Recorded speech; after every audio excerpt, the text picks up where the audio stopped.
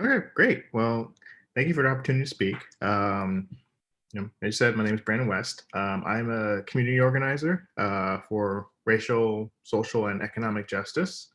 I'm a voting rights advocate, so that's been most of my career. Recently at the Center for Popular Democracy, but I'm also a proud leader in my union, and also I'm a reformer. I've been fighting the Brooklyn political machine and the Democratic Party for like 7 years to open up our democracy and change the status quo. Um, I'm running in District 39 to represent all residents, not just those who have money, connections, and access to power. I think that's really important. And in particular, I believe I'm running to defund the police and invest in communities.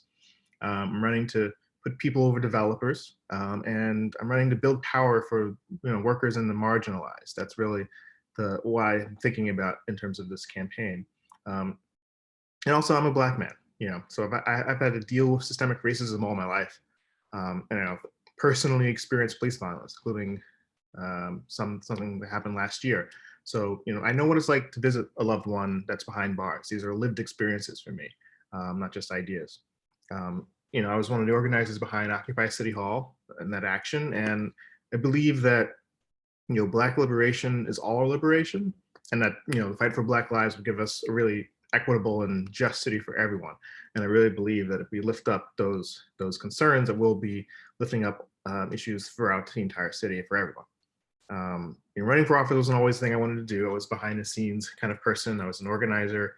I just went to meetings and tried to get involved. But I'd say in the last few years, I made a decision to run for office because I'm just really sick and tired of seeing our government fail us. In particular, what's going on in the city, but also what's going on in local politics. In District 39, people assume that this community is really homogeneous and it's just wealthy folks. But a third are people of color. 1 in 4 households live in less than $35,000 a year, and 40% of our children in our schools depend on free lunch. And our district is some of the most segregated in the city. So when the city suffers during a crisis, our district suffers too, and a lot of times it's unseen. So what I think is that we have to center all our legislative and government decisions with a racial, gender, and economic justice lens. We have to go into everything with that thinking. And and if that's desegregating schools in District 15, if that's the Guanajuato zoning, or if it's how we manage this long COVID recovery, where we put our resources. So I personally, I know what it takes to turn these things into action. I have deep roots and experience in public policy. I believe in community-led solutions. I think that's the work that I've been doing in different spaces. I think the top-down doesn't work, and I think you have to lift up the most people who are most impacted into finding the answers and decisions of the work. You can't represent other people. You got to help support people to represent themselves. Also, I know the city budget inside and out through working at OMB and City Council Finance. I've seen the inside. I understand how these systems work, and I know how to make them work better for us. And as former president of New Kings Democrats, I helped get hundreds of new people involved in local politics. That work has really defined me. And I'd say like 2018, when I ran for chair of the party of a coalition, and sort of what I saw from that experience really really had an imprint on how I think that bad politics creates bad policy. And I think we've seen that a lot. And that's kind of something that I bring into the work. So I'm sure we'll talk a little bit more about this in the questions, but this moment I think requires that we need to decommodify housing, provide housing for people because the market doesn't provide housing for everyone. We have to make changes to ULURP. We have to start a comprehensive citywide plan. I believe that we also need to do environmental justice. So folks who are most impacted by climate change are the ones who need the most support. So we need to do a Green New Deal, but also make sure that the dirty buildings legislation that passed last 2019, creates jobs and opportunities for the same communities of color that are being impacted by climate change. And I believe, as I said before, we need to defund the police by at least $3 billion and invest in Black and Brown communities. So that's, summer youth employment program, that's adult education, that's mental health professionals in schools, that's NYC Care funding to make sure that we insure the uninsured. I think this is also how we'll get out of a just recovery of this pandemic. So that was actually going to be my first question for you. Okay. Yeah, I was about to wrap up.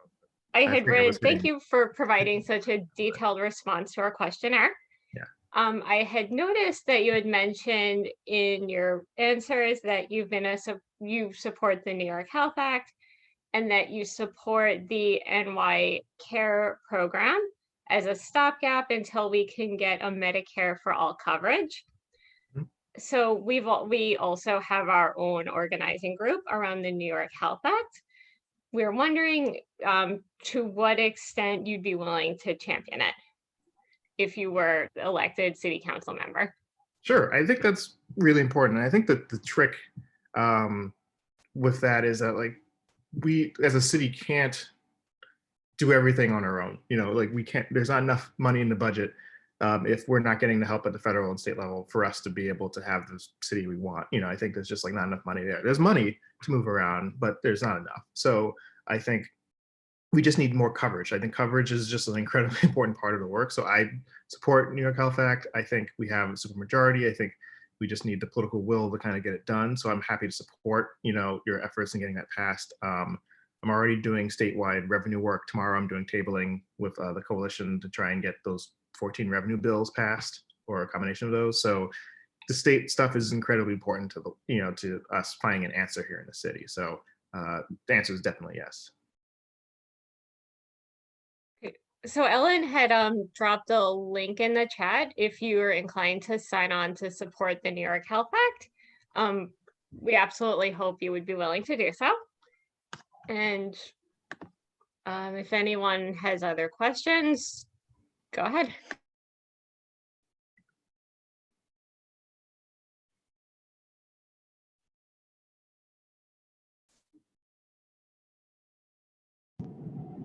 My question is, you you referred to the diversity of the district to some extent in your opening remarks, and there's a lot of there's a lot of diversity, especially when you look at the north and the south parts of the district. There's a lot of diverse groups in terms of culture and language and community needs. So could you speak a little bit to how you would go about representing these different groups? Totally. So I think there's an important part to avoid like this in politics. There's this gatekeeper effect. There's this effect where legislators are kind of the ones that hold the power, so you have to come to them for things, and that can kind of I think limit sort of what's possible. So I think a big part is doing what council members are already doing in terms of like outreach and direct community engagement with these communities that are a bit more marginalized, particularly in Kensington, Borough Park, increasingly in South Slope and in Gowanus. There's been a steep increase in Latinx folks within South Slope and Gowanus, and they'll be impacted by the rezonings, and they'll be impacted by climate change the most. So this is, you have office hours in a community, you're directly talking to membership groups in these communities. I think that's like an important first step. But the other part of that is that you kind of like, you need to like help support their organizing and their work. So there's like a lot of soft power you can do as a council member. And I think a lot of that is making sure that they're engaged. You're doing events that are targeting folks so that they can build power themselves. So you're not the one, giving them the power. They're the ones developing the power themselves. And that can be a lot of different things, but particularly when you're developing legislation, you don't come to them at the end when you want the photo op to get something passed. You come to and you build the legislation with them, and make sure to get their answers and concerns brought up. And this is something I've seen inside city council, is a lot of like hoarding of bills, and it leads to this impact where, some people aren't at the table at the earlier stages when they need to be. So then there's a lot of fighting to try to like, make sure people's concerns are being met too late in the process. So that's something that I definitely want to make sure that I do, and really focus on engaging, those who are most marginalized throughout the district. So our member Nora had asked if you could talk more about your street safety plan. In particular, in District 39, the intersection of Church Avenue and Ocean Parkway has seen 6 pedestrian deaths in the last 6 years, and it's honestly a pretty big problem in the district. Thanks. Yeah, totally. So yeah, this is a big thing, and I think this is a really challenging issue, mainly just because the DOT is not responsive and very frustrating to work with. I was on the transportation committee when I was working at City Council Finance. I remember at least 3 people who've been killed on Flatbush and 4th Avenue, which is close to where I am. And this is not even an intersection people talk about the most, so so this I think is like, we have a unique opportunity because coming out of this recovery, there's going to be a reevaluation of open streets. There's going to be a reevaluation of physical space, just because this crisis has led us to need to deal with physical space differently. And I think that there's a street safety, pedestrian safety conversation in there that I think we need to just like stick our heels and fight for. Like I remember the panel that happened on 9th Avenue or 9th Street about the bike lane.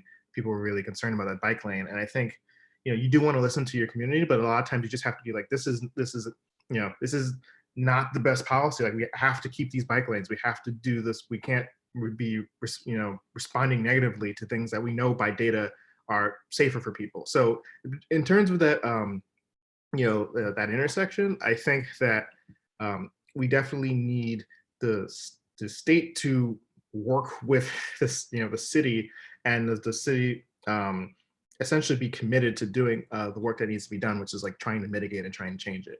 And what happens is that they'll interact with the legislators, but they won't do any community outreach. They won't do an event.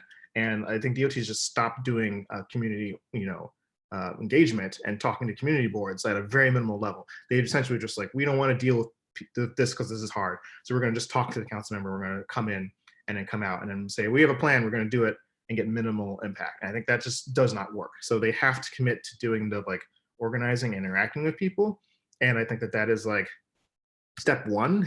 Step 2 is then also like reaching out to people, connecting and building kind of, so you can have like organize around this. It's kind of like another organizing effort to like build awareness around something that's like pedestrian safety. But I do think that there's a lot of particular intersections that are really bad in this district. And I think that we just need the more powerful players at the table, because it's very hard to just do without them there. And I will stick up and be on the phone call with these with these entities regularly to try and get that to happen.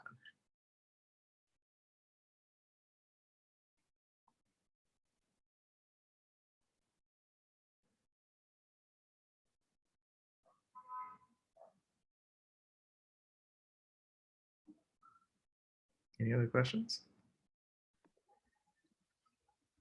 So I wanted to again follow up on a question from your questionnaire. So you had mentioned you talked about immigrant rights, which is a huge issue in our community, particularly the south part of Kensington, which I'm in. Mm. And you mentioned your work with the Sunset Park Ice Watch group. Fun fact, we at South Central Brooklyn United for Progress, we have a small Kensington Midwood Ice Watch group as well. Because when we showed up to the Sunset Park Ice Watch, we were sent back here. So we felt it was a great way to share resources. Would you be able to, what support would you be able to provide to expand Ice Watch during this time? Totally. So I got connected directly with, because of some other organizing I was doing in Sunset Park, like with a couple of folks down Sunset Park. So that was like where I got connected a little bit. So originally, so that's why I have a little more connections there. But like in terms of like what a council member can do, I don't see at all why we can't spend discretionary funding to just support the work. Like that's literally, we have money at disposal. We can give it to community groups and organizations. A council member should be able to give like, technology, like resources, like money to like set up website, platform, people canvassing. This is the kind of stuff that I think supports what they're already doing. And the council office, I think, should be able to provide that. And I don't see any legal reason why they can't. I also think that like we should see what we can do in terms of legislation that can pass to kind of prevent ICE from being within a certain radius of certain facilities, particularly the courts. I think that might be a state issue, but I'm trying to like do a little more research and see if there's anything we can do that doesn't require state legislation pass. Just because like we're running out of tools, mainly just because the mayor has failed us on this. And I think that is something that needs to be done because, people are threatened, and it has so many cascading impacts, if you're talking about it in terms of like access to services and like public health and education. It's just it's like a ripple effect thing. So I think that like at a minimum, yes, the office, I would spend money and resources to help the outreach and building connection so that these folks, these organizers and these community groups that relate to them can do that work better, but then also see what we can do legislatively. All right, so we are at 3:16. Usually we try to allow about 15 minutes, but definitely if anyone has any further questions, this would be the time to ask.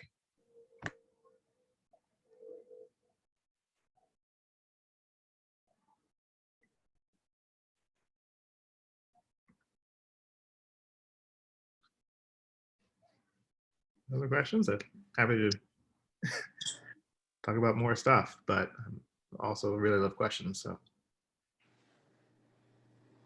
All right, I will ask just because I really do appreciate how detailed your response was to the questionnaire, and because one of our other members is also part of the community education board locally. Would you mind talking more about providing support to diversify our local schools and maybe lay out what some of the issues are with our local schools and segregation? Okay, totally. So I think there's two buckets. There's like there's desegregation and there's equity. And like they both have like local and like larger conversations that need to be done in order to do. But I think, like, I don't know, I'm sure some of you listen to the Nice White Parents podcast, and like kind of just like seeing that being a school in the district, like seeing how steep the problems are and challenges with that work. I mean, I think so we've started to do, at least with the middle schools, I think with elementary schools, it's like a larger conversation, but at least with the middle schools, we've started to do that in District 15. And there was some of the reports from the research and the work that are doing to try and, desegregate the middle schools, I think came out during a time when people just like, it was November, a lot going on. Not everyone maybe heard all the information, but I think from what I've seen, it's like very good. And I think that this is something that we need to like champion in other parts of the city. But I think it's also challenging because, they did the research, and families who were a little more affluent or a little bit more open to traveling longer distances than like families who were less. And you can't solve the challenges of desegregation without dealing with the equity part, which is the funding of our schools. And I think that is something that we can actually do. From my understanding, council can start to reevaluate the fair student funding formula.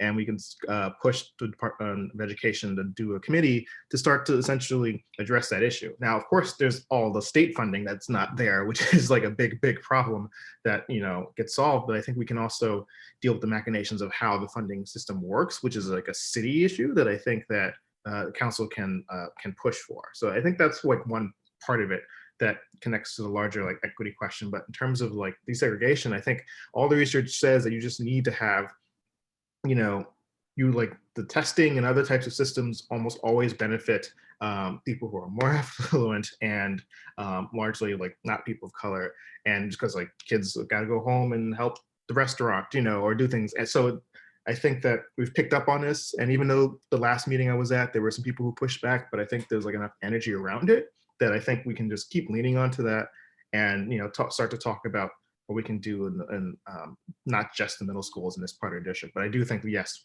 bringing Red Hook into that district, I think is an important part. But I think this is a problem in like all through Brooklyn. So it's not just District 15 that has this challenge. It's just that it's very stark here. And that's why people are responding to it in that particular way. But yeah, I think it's going to be a long road to this work. And I think, again, the funding isn't a really important part of it. But I think, especially now, and especially how we're going to need to respond to students who are going to be multiple years behind based on the recovery out of this crisis. I think that we're just going to absolutely have to be laser focused on these issues. And I think that there's maybe more of an appetite now just because we have a model that worked, which was what's being done over the long stretch with those plans that are coming out of District 15. That reminds me of a question on a rather related issue. What are your thoughts about mayoral control of the schools? Sure. So I've talked to a lot of education advocates on this. The system currently doesn't work, so we need a new system. And I think a lot of people I've talked to are very wary of going back to the previous system because it wouldn't necessarily. Some people say that it wouldn't necessarily solve all the problems that we're trying to fix. I'm interested in exploring a municipal system, so essentially that it would maybe not necessarily recreate the old board, but it would be managed a bit more like an agency that has a little more direct impact from people. Like people will be able to engage with it in a more way because the Department of Education is just a black box. They do whatever they want. They're very bad about communicating, but also really engaging people. And so I think the answer has to be revolving around more places for input that are substantive, that don't require that you have to go through this whole list of challenges in order to get approved and like voted on to get onto this body. There needs to be more touch points throughout the entire community regularly, that everyone can be accessible. And I think that's the lack of like community engagement is like source of the major problem. And you see that more with like students with IEPs and other different demographics. They're just usually more cut out of processes. So I'm not married to a particular system, but I know that the status quo is just not going to work. Like if we keep things the way they are, they will never be equitable, just based on how government works and how the agency works and like how they see, as I said, with transportation now, they see public engagement as like a chore as opposed to like a core of the work. So I'm still formulating the exact like policy idea, but like I'm very interested in like exploring that and trying to find changes to the system that we have now. Thank you.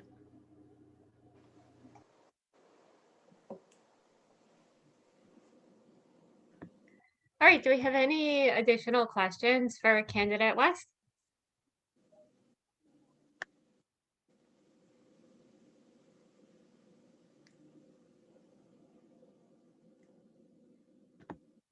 All right, so if we have no further questions, then thank you so much for joining us on this last sunny day before all that snow. We're going to host this interview, much like the other interviews with your opponent, sorry, with your opponents on social media. We'll vote on who will be endorsing at our February meeting using the ranked choice voting system. And if you are selected, you will get our support. Actually, do you mind sharing your thoughts on ranked choice voting just while you're here? Oh, totally. I love talking about ranked choice voting. So I was on the steering committee of Let New York Vote. So for my work, I helped push and get ranked choice voting passed. So I think it's a great idea. I think I was hoping that it would take the aggressiveness out of the political campaign process a little more than it has. I feel we're so a little stuck with this like winner or loser mentality. But that said, like I think it's great because it makes it people are less worried about spoilers. I think it encourages people from underrepresented communities to run. I think that's incredibly important. I don't think our council represents the city, and we'll get less just and like equitable policy done when that's the case. So I think this is making it a lot easier. Also, I think it encourages people to be less fatalistic about how they think about it and more willing to like share ideas. I think that is the big thing, because really like we're running to achieve, like obviously we bring our own person into the work, but we're also running to affect change and policy ideas. So people are kind of being more friendly on one side of the spectrum on this work, they're going to be more likely to like share ideas, support ideas, talk about things. And I think that is just generally going to be better for politics, period. So I think ranked choice voting is really great. It'll be interesting to see how it plays out. But, it also, that means I'm trying to talk to everybody. And that I think is like good. It's more work, but I think that is like, a good outcome of everything, rather than thinking of like, all right, who can I pick out of this district who will vote for me, and just be like, all right, I got to talk to everybody. I don't have a high win number, but I think that's going to bring me around more people, rather than like, asking more affluent people for money, like doing things that like I think is a result of politics, but not necessarily the best part of the campaigning process. So I really excited about ranked choice voting, and I want to support it, and I'm hoping we can do more to make it easier for people to run. All right, awesome. Unless we have further questions, again, thank you so much for your time and for your very thorough answers. Great, thank you so much. Really appreciate it. Thank you.